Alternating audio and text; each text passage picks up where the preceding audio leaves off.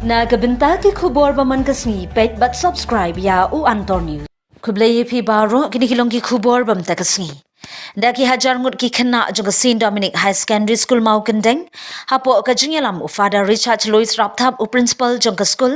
u babu Niwal Dhar ba ka kong marbiang porsing kon ki balong ki tobacco free leader bala thong da ka school haringkan ki teaching but non teaching staff bar ki hajar ngut ki khynnah school jong St Dominic High Secondary School mau kendeng menta ka ski ka khat saw trik me ar hajar arsaw la pelong ka jingyat rally hasaw dong ka shnong madan kinsaw mau kendeng halor ka phang Tobacco Free in Educational Institution 2024.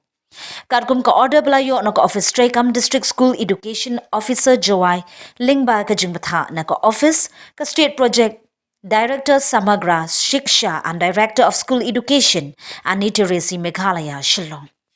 Kani ka jingya rally ka long ruban pathay shikinong shnong jang ka shnong bakinong aware na ka jingdi biri di Sikret hakija ka pat ba kabam khoini bam raja ka pensniu yaki bad iki badon saudong jongki baru kiwe ki kenja pa pinbuan ki bakta e ka kot ka kya jongki shimet ba jong ka emlang salang da ka badi pathar hakija ka pat ba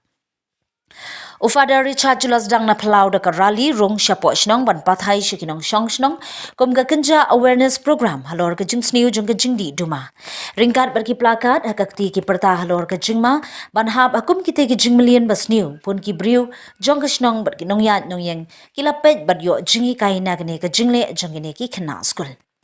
Layo ka jingkren ba kasneng ka kraw iki khynnah school ba iki badon lang hapo shnong da wahe shnong ka dorbar shnong madan kinsaw mau kendeng Madani Bosco Shadam bala penkut ia kejingai procession ha school compound ka jingpran but jingkentukan pham jung wahe lima sayo u parents representative u belong uwei na kirangba ba pau jong kasnong nong country